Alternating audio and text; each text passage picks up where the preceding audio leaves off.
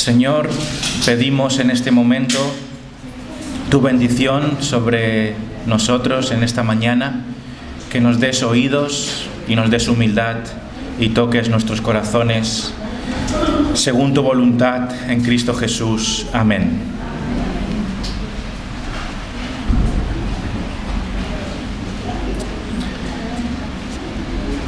En estos días, ¿está bien? ¿Pasó algo?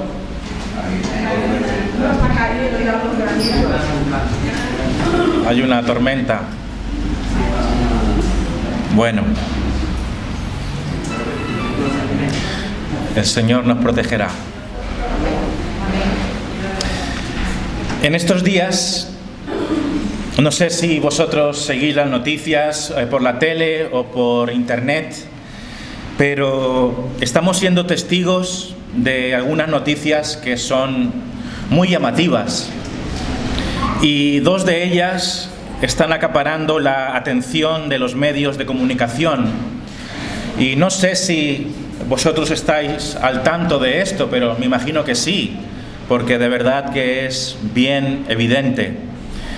Por un lado, estamos siguiendo, se nos está informando acerca de un asesinato de un hombre en Tailandia, ¿no? Un asesinato de un hombre en Tailandia a manos de un joven llamado Daniel Sancho. Lo habéis escuchado, ¿no? Imagino. Y en segundo lugar tenemos un segundo escándalo que roba todas las portadas, y es el escándalo de Luis Rubiales. El escándalo de Luis Rubiales en la celebración de la Copa del Mundo de mujeres, tras hacer unos gestos obscenos. ¡Wow! ¿Será que aguantamos? Está enojado por esa noticia. Bueno, esperemos que amaine la tormenta. Entonces este hombre, Luis Rubiales, hizo unos gestos obscenos, ¿no? Desde el palco, con la reina y todo allí, o la infanta, y fue un desastre aquello. Y después estuvo lo de el beso a la futbolista, ¿no?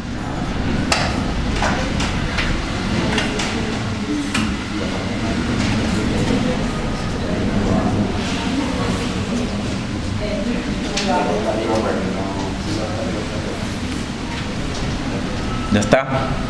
Bueno, estamos en manos de Dios, hermanos, no pasa nada. Entonces, tenemos dos escándalos en las noticias. Una, la del asesinato en Tailandia, que es algo horrible y parece ser que es cierto. Y en segundo lugar, pues toda esta historia de Luis Rubiales con el asunto del beso a esta chica en la final, y la verdad es que es algo bien sorprendente porque está teniendo una repercusión inmensa.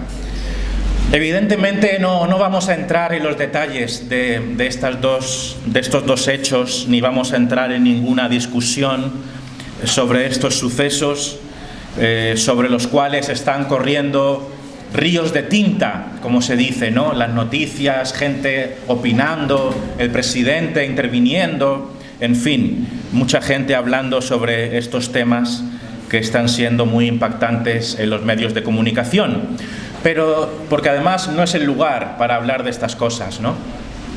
Pero dicho eso, sí que quiero que pensemos un poco, tomando como ejemplo estos eventos, y pensemos un poco en lo que está ocurriendo a la luz de la palabra de Dios, no basándonos en nuestras opiniones, ni entrando a valorar cómo de grave era cada cosa y lo que se merece cada uno y todo esto. Pero sí que creo que hay lugar para que hagamos una reflexión bíblica y que también pensemos cómo nosotros, como cristianos, deberíamos reaccionar ante estos hechos porque al fin y al cabo la gente habla de esto, ¿no? Y nos afecta. ¿Cómo deberíamos nosotros pensar sobre estos sucesos de la actualidad en la sociedad en la que vivimos como creyentes? ¿Qué actitud deberíamos tener también dentro de nosotros cuando vemos este tipo de sucesos? De ser verdad todo lo que se está diciendo, pues estamos también ante dos hechos graves pero muy diferentes, ¿no? Porque cualquiera puede entender que asesinar a alguien y descuartizarlo pues no es lo mismo que hacer lo que hizo el presidente de la Federación Española de Fútbol. Hay diferentes grados de gravedad, pero aún así cada cosa en su contexto fue algo grave. Algunas reflexiones generales. Voy a empezar dando unas reflexiones muy rápidas. Quizá no las voy a justificar con la Biblia. Lo que viene después sí que va a estar basado en la Biblia, aunque creo que estas reflexiones iniciales también tienen bastante de bíblico, ¿no? Pero bueno, son unas ideas que yo he observado, son mis percepciones. La primera es que, y nos sirve de lección, los comportamientos inmorales, ya sean más o menos graves, tienen consecuencias. Los actos inmorales tienen consecuencias, ya sean graves o no, tienen sus consecuencias. Y tenemos que ir con cuidado. En segundo lugar, vivimos en una sociedad con una alta moralidad. Pareciera una contradicción que en una sociedad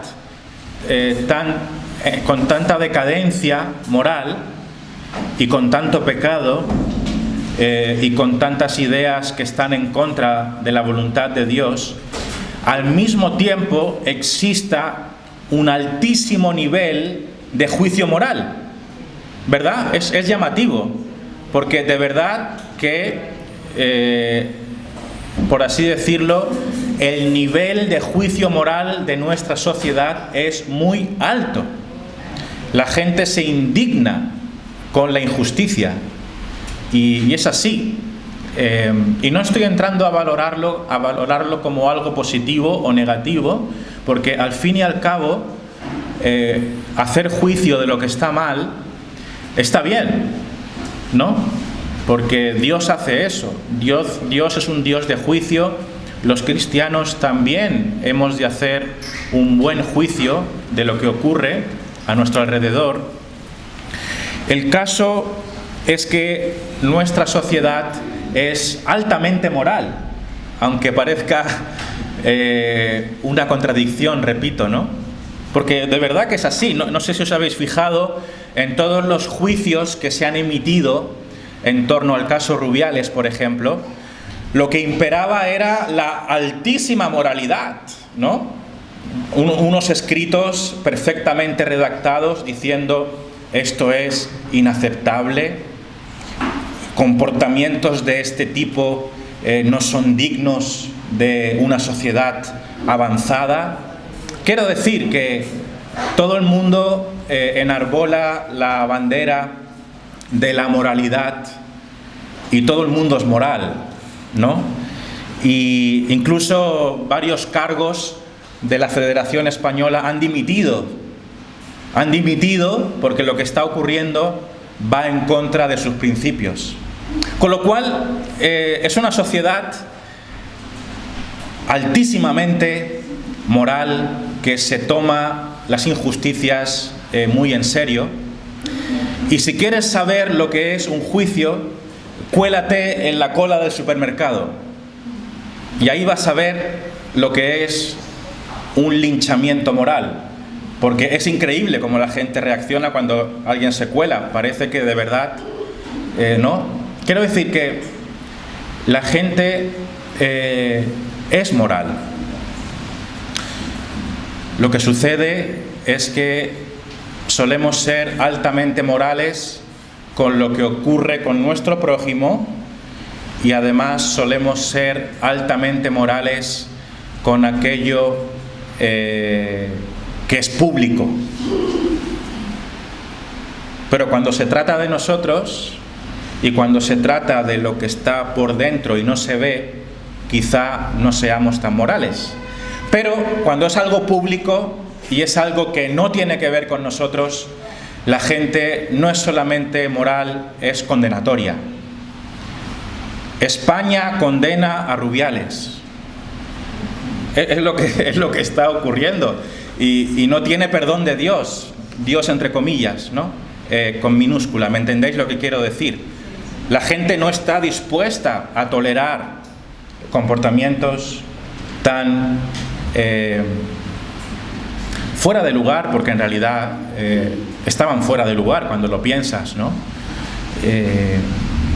Porque representaba a una institución nacional y todo lo demás. Ojo, no estoy diciendo que el juicio que se hace sea erróneo, porque de verdad hay que guardar las formas y es lícito en buena parte el juicio que se hace. Pero no estamos entrando en el detalle de este juicio, de estos casos. Simplemente lo que quiero resaltar es el alto grado de exigencia moral que tiene nuestra sociedad. Cuando en realidad, por otro lado, vemos todo tipo de injusticias sobre las cuales no se dice nada. Lo que viene a decirnos, que era mi siguiente punto, básicamente vivimos en una sociedad un tanto o bastante hipócrita, en el fondo, ¿no? Entonces, vivimos en una sociedad con una alta moralidad aparente, vivimos en una sociedad que condena contundentemente las conductas inmorales, ¿no?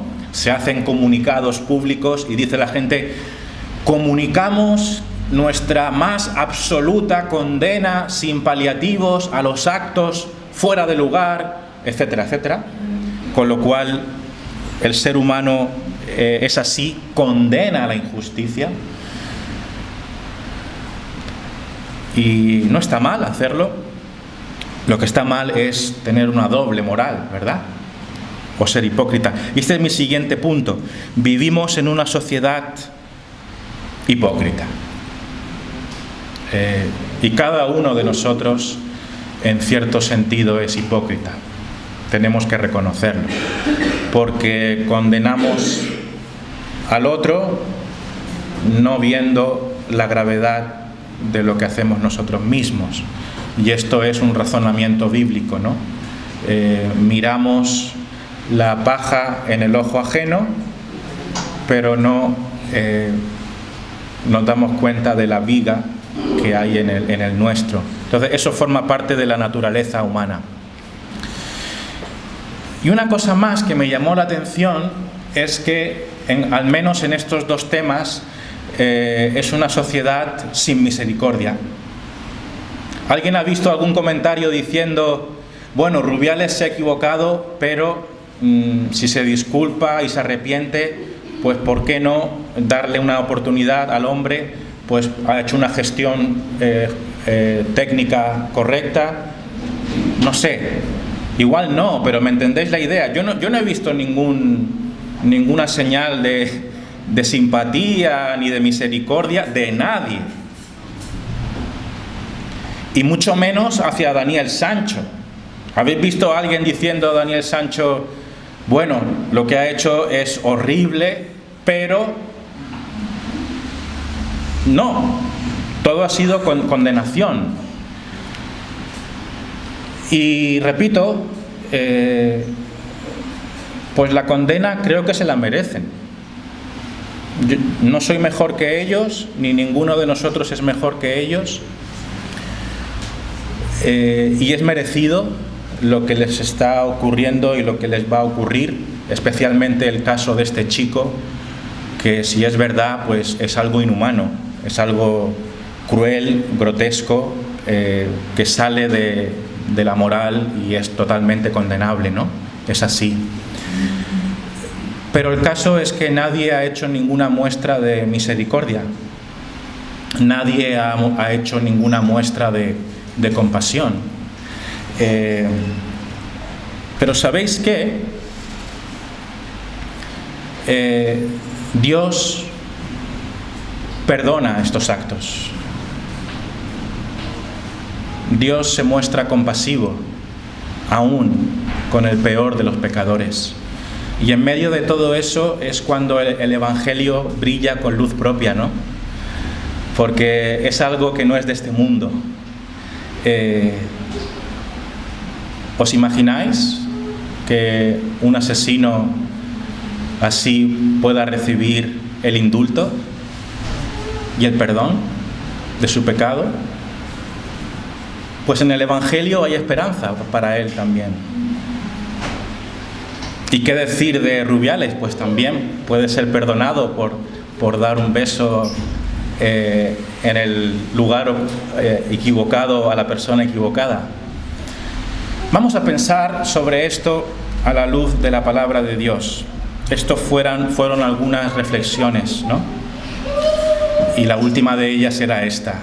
Es una sociedad inmisericorde, sin ningún tipo de compasión cuando alguien merece la condena. Nos sale de dentro que se haga justicia, que paguen, que reciban el castigo que merecen, que dimita, etcétera, etcétera. Y esto pues esta opinión general lo podemos ver en las declaraciones de la gente y también en los blogs de noticias donde la gente comenta, pues todos allí condenando. Romanos 2 del 1 al 16.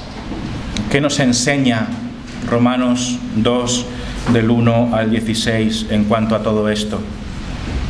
Lo primero es que existe una manera de juzgar que nos condena a nosotros mismos.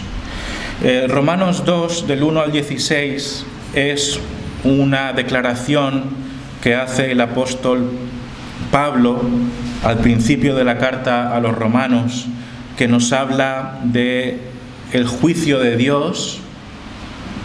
En el capítulo 1 de Romanos se nos ha hablado de la culpabilidad del hombre, se nos ha hablado de la degeneración, de la desobediencia del hombre, y eso aparece en el capítulo 1. Veis que en el capítulo 1 dice, en el versículo 18, ves que hay un título que pone la culpabilidad del hombre.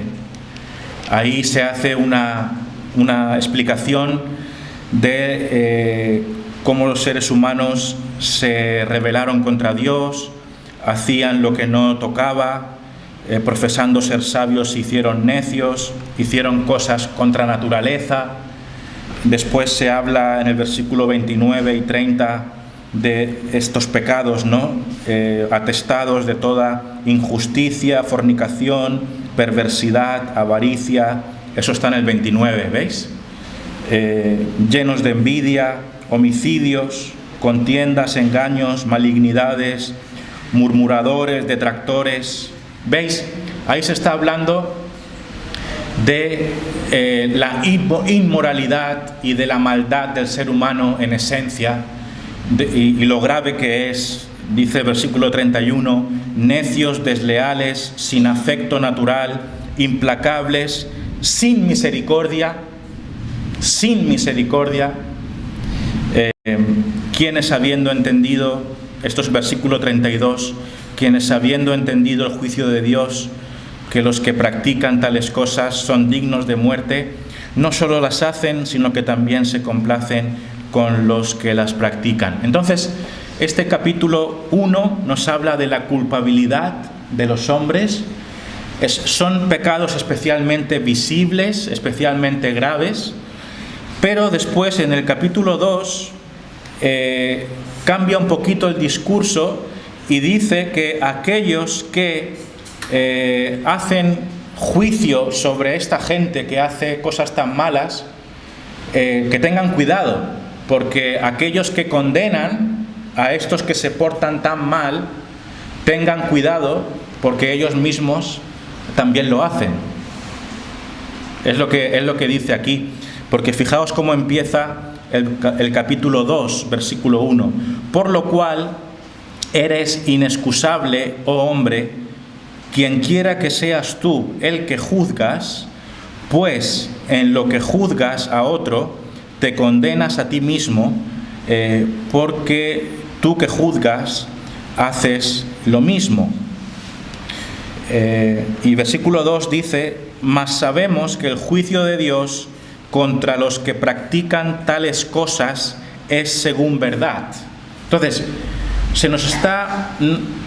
en este capítulo 2 todavía está en mente la gente del capítulo 1, los malos, ¿no? Los que hacen cosas inmorales. Pero ahora la tortilla se está girando un poco y lo que está haciendo Pablo es decir: aquellos que apuntáis con el dedo a estos otros que son tan inmorales, tened cuidado porque tú que juzgas te condenas a ti mismo. ¿Verdad? ¿Esto qué quiere decir? Que hay una manera de juzgar que no es bíblica. Hay que decir también que hemos de juzgar. Hay que distinguir entre dos tipos de juicio, ¿no? Los cristianos debemos juzgar bíblicamente. ¿Eso qué quiere decir? Que hemos de decir lo que está bien y lo que está mal. Y lo que está mal lo hemos de condenar y juzgar y decirlo, siempre también con gracia y con amor. Ese es un juicio según la Biblia. No hemos de tolerar el pecado. No tenemos que aceptar como bien lo que está mal. Hemos de apuntar a lo que está mal, pero hacerlo siempre con gracia y con amor. ¿Cuál es la manera mala de juzgar? Cuando condenamos a alguien con odio, con desprecio y con un corazón duro, no teniendo en cuenta que nosotros hacemos lo mismo. Eso es el mal juicio, ¿no? Por eso hay unas referencias aquí a Mateo 7:1, que no hace falta que lo busquéis, pero aquí cuando se habla de que cuando condenas a alguien, ten cuidado porque te estás condenando a ti mismo, Mateo 7:1 es cuando habla de no juzguéis para que no seáis juzgados. Lo que quiere decir ese versículo es que no ataquéis a la gente con desprecio y con un juicio falto de misericordia, teniendo en cuenta que vosotros hacéis lo mismo. Entonces, podemos distinguir entre las dos clases de juicio, ¿no? El juicio bíblico, que es condenar el mal, pero amando y reconociendo que nosotros no somos mejores, y el juicio mal hecho, que es el inmisericorde, el que apunta al otro sin ningún tipo de compasión, diciendo eres digno de condena, etcétera, ¿no? Entonces, existe una manera de juzgar que nos condena a nosotros mismos, porque dice la Biblia aquí: oh hombre, quien quiera que seas tú que juzgas, pues en lo que juzgas a otro te condenas a ti mismo, porque tú que juzgas haces lo mismo. Entonces no tenemos excusa, dice la Biblia, ¿no? Eres inexcusable. Entonces, ¿qué nos enseña esto en cuanto a nuestra actitud sobre los hechos que ocurren a nuestro alrededor? Pues evidentemente tenemos que decir que las cosas que se hacen no están bien, pero debemos siempre hacer ese juicio sabiendo que nosotros también somos pecadores y que nosotros hacemos cosas semejantes, ¿no? A lo mejor nosotros no asesinamos a una persona, ¿verdad? Seguramente no. Pero el Señor Jesucristo nos dice que cualquiera que desprecie y mire con odio a otra persona ha cometido homicidio en su corazón. O sea que nosotros podemos matar a otra gente con nuestra mente, porque la odiamos, porque le deseamos lo peor. Eso nadie lo ve, pero lo hacemos. Por lo tanto, somos homicidas espirituales, que para el Señor es lo mismo. No clavamos el cuchillo porque nos metemos en problemas, pero por dentro maldecimos a las personas con odio, con desprecio, ignorándolas, sacándolas de nuestra lista de amigos, porque no son dignas de nuestra amistad, porque nos caen mal. Entonces no somos tan diferentes, ¿no?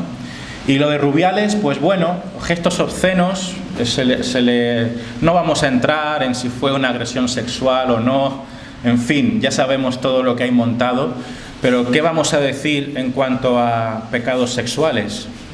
¿Acaso nosotros no tenemos pecados sexuales? O de ese tipo de naturaleza, u obscenidades. ¿No cometemos nosotros alguna obscenidad? Quizá no en público, pero sí en la oscuridad de nuestra habitación, a lo mejor.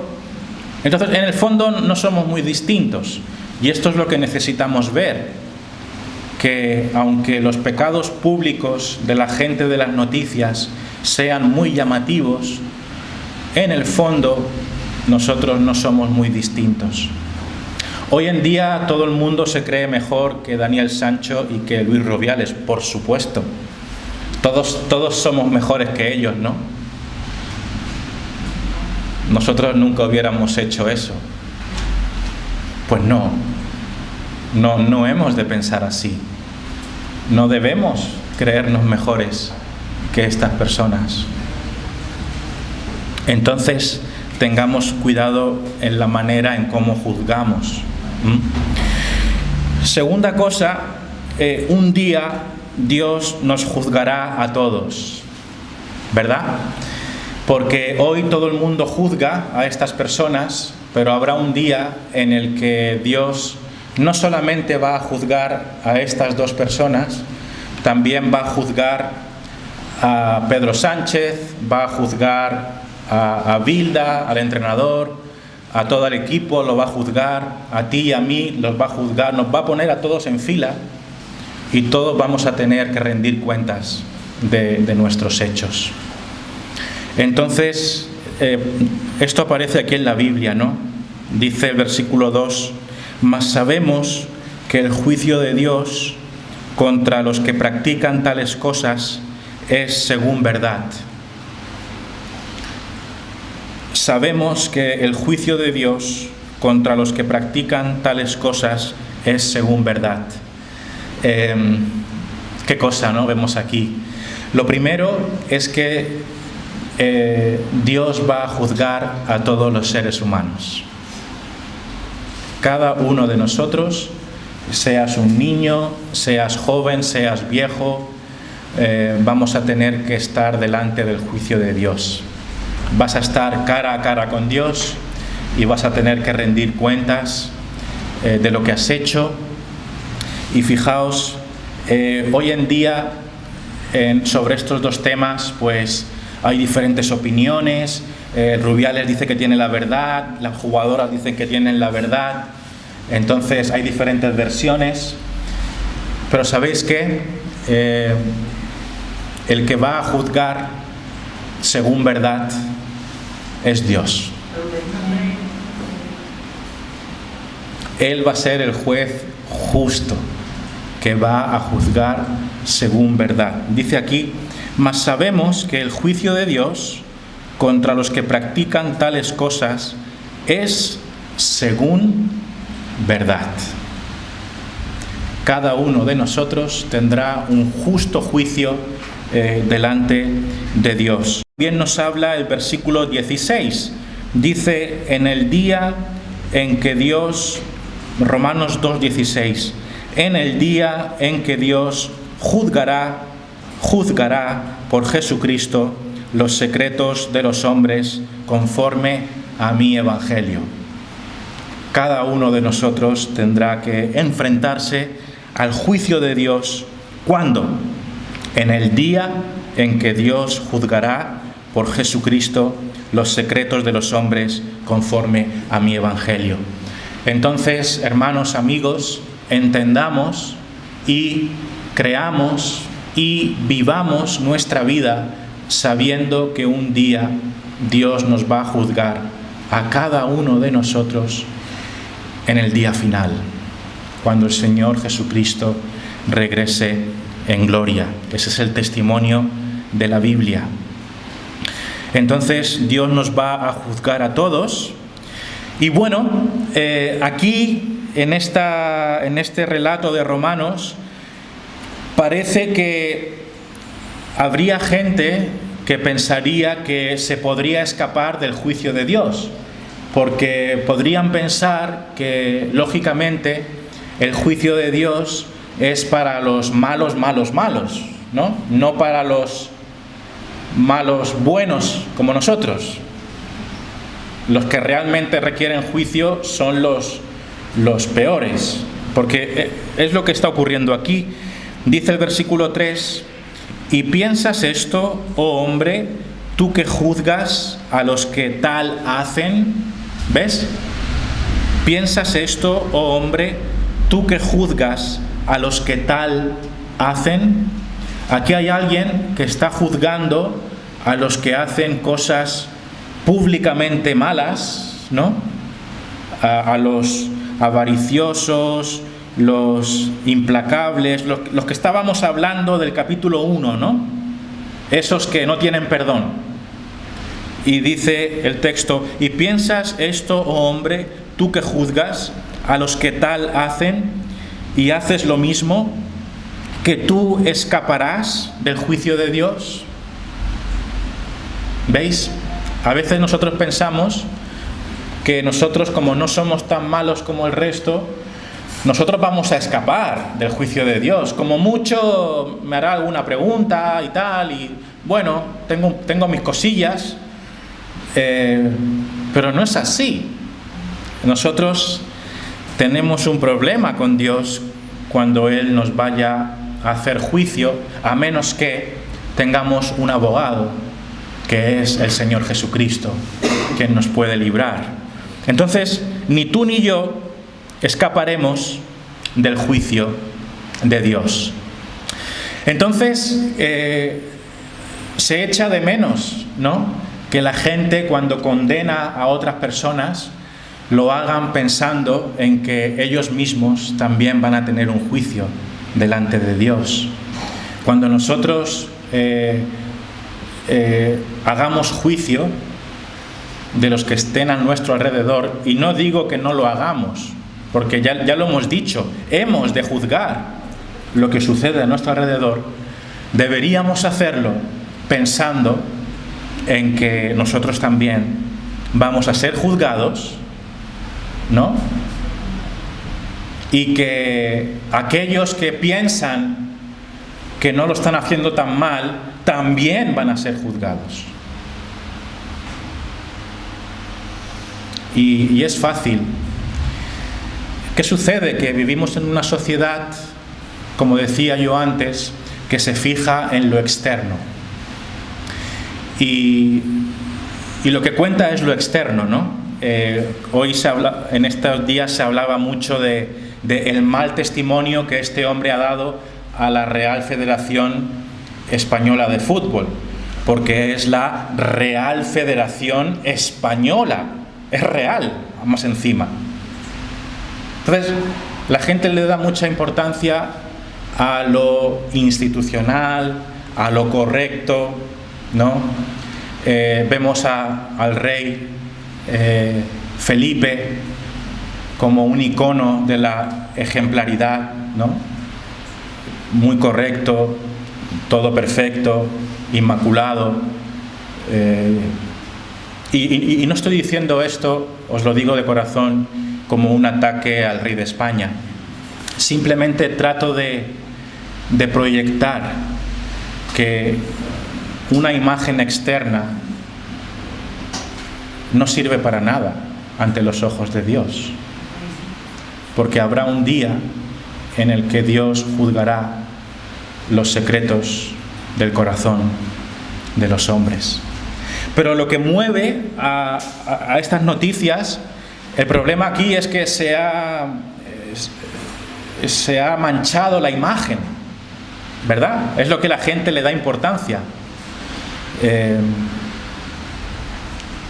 La gente le da importancia a lo externo, pero hay que darle más importancia a lo interno, ¿no? Entonces, ni tú ni yo escaparemos al juicio de Dios.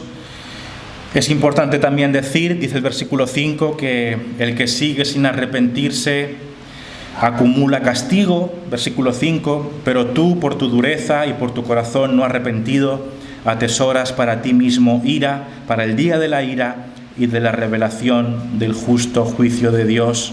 Este versículo nos habla de que cuanto más tengamos endurecido el corazón y no nos arrepintamos, ese juicio de Dios, esa ira de Dios se está acumulando sobre nosotros. Quiero acabar con un par de cosas más que son llamativas e importantes. Y es lo siguiente.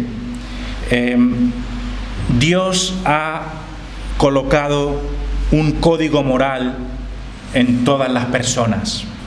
Es por eso que estamos viendo lo que estamos viendo. ¿Por qué España se levanta en un clamor en contra de lo que han hecho estos hombres? Porque hay un código moral dentro de ellos. Es un código moral que es innato porque Dios mismo lo ha colocado en los corazones de los seres humanos.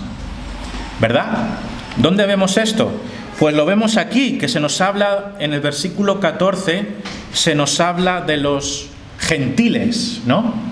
Es decir, lo que se nos dice aquí es que hasta los gentiles que no tienen la ley hebrea, no tienen la ley judía, saben distinguir el bien del mal. ¿Por qué? Porque Dios ha colocado la conciencia y la distinción entre el bien y el mal en la mente de todas las personas. Da igual su raza, su religión o dónde se haya formado. Nacemos así porque Dios coloca su moralidad en el ser humano, ¿vale? En todo ser humano que nace, nacemos con una moralidad dada por Dios. Y es lo que aparece en el versículo 14, que dice: porque cuando los gentiles que no tienen ley, los gentiles que no tienen ley, ¿esto qué significa? Los gentiles son los no religiosos, por así decirlo, los que no han tenido acceso a los mandamientos del Antiguo Testamento, a los que no son judíos, que no están familiarizados con la moralidad expresada por Dios en la Biblia, ¿no? Se dice aquí que los que no tienen ley hacen por naturaleza lo que es de la ley. Hacen por naturaleza lo que es de la ley, ¿veis? O sea, por naturaleza, por instinto, de manera innata, hacen aquello que la ley dice. ¿Por qué? Porque es una ley que está colocada en la conciencia, en el corazón, por Dios desde que nacen. Por eso, los niños, cuando van creciendo, al principio no son tan conscientes, pero poco a poco se van dando cuenta de lo que está bien y de lo que está mal.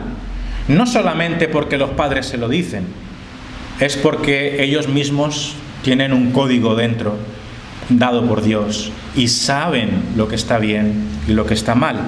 Y por eso dice aquí que hacen por naturaleza lo que es de la ley. Y fijaos lo que dice, versículo 14, estos, aunque no tengan ley, son ley para sí mismos. ¿Veis?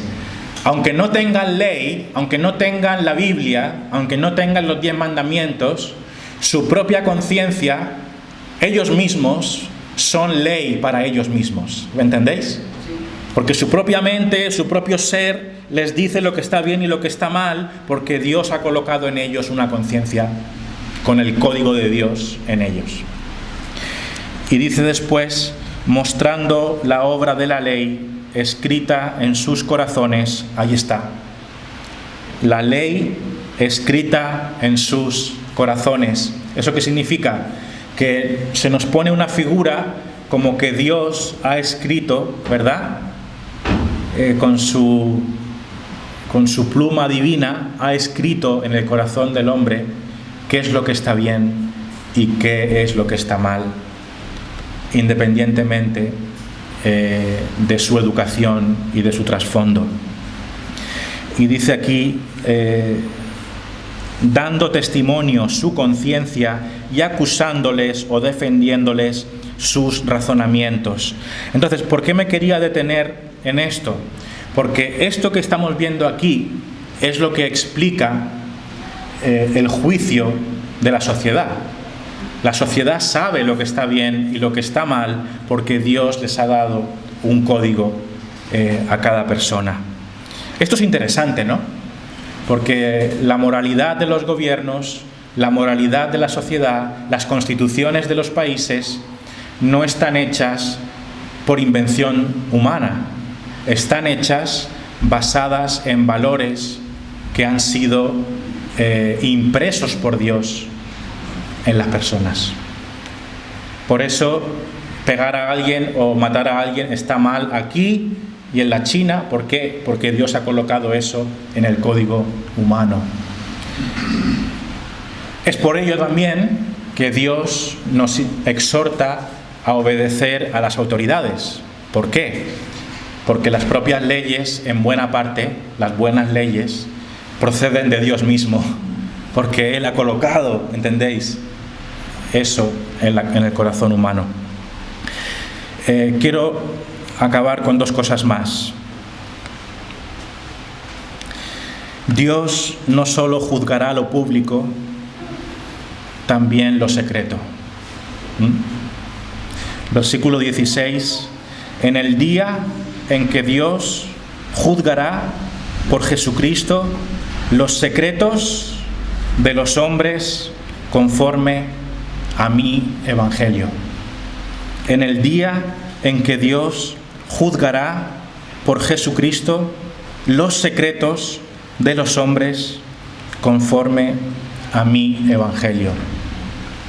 Lo que está haciendo hoy la sociedad es juzgar actos públicos, ¿no? Todo el mundo vio los hechos del presidente de la Federación, porque literalmente era un mundial. Es que era un mundial. Era algo más mundial que eso, imposible, más público que eso. Y en buena parte fue el problema, ¿no? Porque ¿por qué estaban indignados los mandatarios? ¿Por qué llegó este tema hasta el presidente? Porque la marca España se va a devalorizar, porque van a pensar, así son los españoles. Fue algo público y por eso en buena parte fue tan grave, ¿no? Y nuevamente vemos cómo la gente le da mucha importancia a lo público.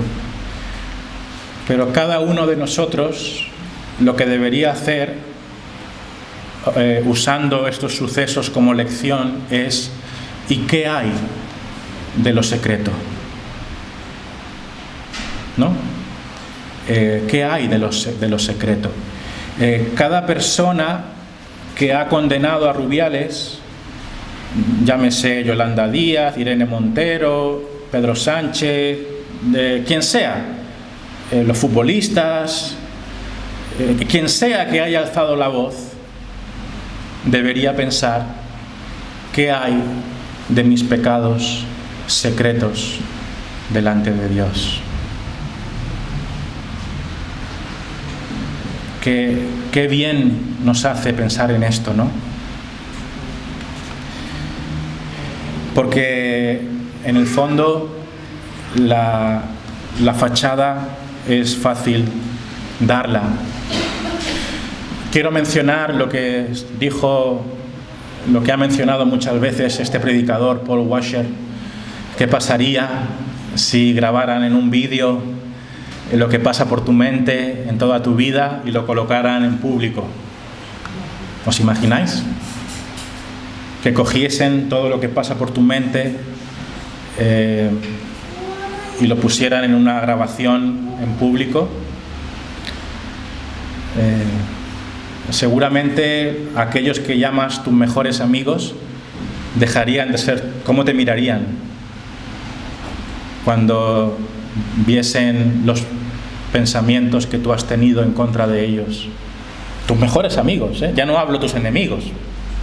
Tus mejores amigos, si viesen lo que has pensado de ellos, dejarían de ser tus amigos. Pues el tema es que ese vídeo de tu vida con todos tus pensamientos expuestos, en el fondo no es ninguna broma, porque va a suceder.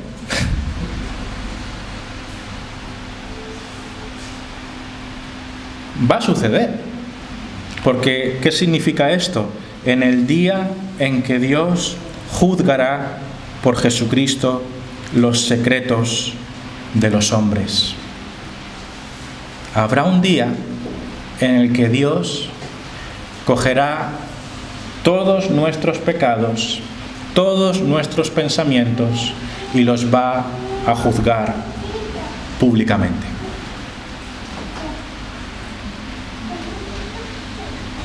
Piénsalo. Dios no solo juzga lo público, que lo va a juzgar, también va a juzgar lo secreto. Y cuando entramos en lo secreto, la cosa cambia, ¿no? Ya no somos tan honorables, ya no somos tan reales, de la casa real. ¿Entendéis? Cuando entramos en lo secreto, entramos en lo que verdaderamente somos. Y una vez más, no quiero ser un aguafiestas, no quiero ofender a nadie. Lo que trato de hacer con toda mi honestidad es que nos demos cuenta que necesitamos el perdón de nuestros pecados. Lo que quiero hacer es que con la ayuda de Dios te des cuenta de que necesitas a Jesucristo.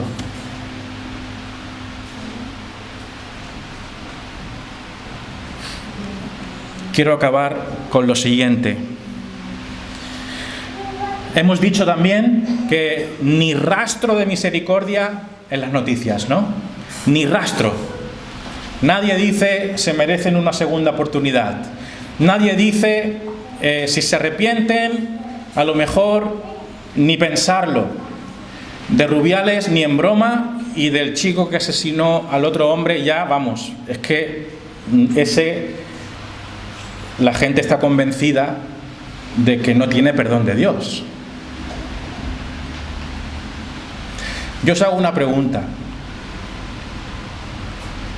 ¿Pensáis que Dios perdonaría a Daniel Sancho?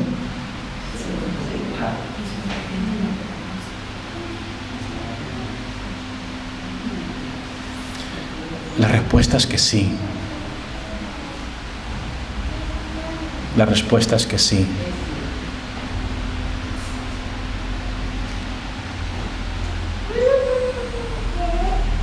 Así es el Evangelio del Señor Jesucristo. Hay perdón para el peor de los pecadores, para el más sucio, para el más vil, para el más cruel asesino.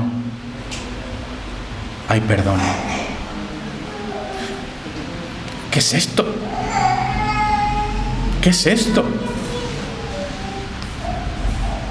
Es una maravilla. Es algo que no es de este mundo. Es algo que la gente no lograría entender. ¿Perdón para un descuartizador? Pero, ¿dónde cabe eso? ¿En qué mente cabe? Si Rubiales ya no tiene perdón, ¿cómo va a tener perdón el otro? ¿No? Pero esta es la gloria del Evangelio. Esta es la maravillosa gracia de Dios. Ninguna religión hace esto. Ningún juez hace esto. Nadie hace esto. Solo Dios, en su misericordia que no se puede explicar, perdona al peor de los pecadores. Dice el versículo 4 en este capítulo 2: o menosprecias las riquezas de su benignidad, paciencia y longanimidad, ignorando que su benignidad te guía al arrepentimiento. Dios es un Dios que da la oportunidad para que nos arrepintamos. Está lleno de bondad, está lleno de generosidad para el pecador. Es una gracia que no logro explicar, que no logro entender. Que los malos sean perdonados sin pagar nada. Esta es la gloria del Evangelio cristiano.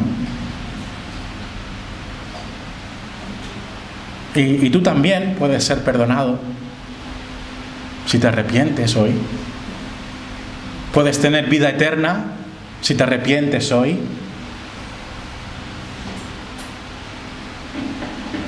Qué precioso Evangelio, ¿no? Hay misericordia, hay perdón, hay un paraíso para los Luis Rubiales, señores. Hay misericordia, hay perdón, hay amor para los Daniel Sancho, hasta para él. Hay amor y misericordia. Eso que nadie ofrece, que ningún periódico ofrece, que ningún comentarista ofrece, que ningún juez ofrece, porque es de condenar, Dios lo ofrece. Perdón de pecados para los asesinos. Vida eterna para el peor de los pecadores. No importa lo que hayas hecho. Y no importa que pagues, porque Jesucristo pagó. Gloria a Dios. Qué precioso Evangelio que predicamos, de esperanza y perdón para el más vil pecador. Sin obras, sin méritos, sin nada que ofrecer, tal y como estás, tal y como eres, puedes venir al Señor Jesucristo y tener todos tus pecados limpiados, pasados, presentes y futuros. ¡Qué precioso Evangelio! ¿Cómo no venir a Cristo?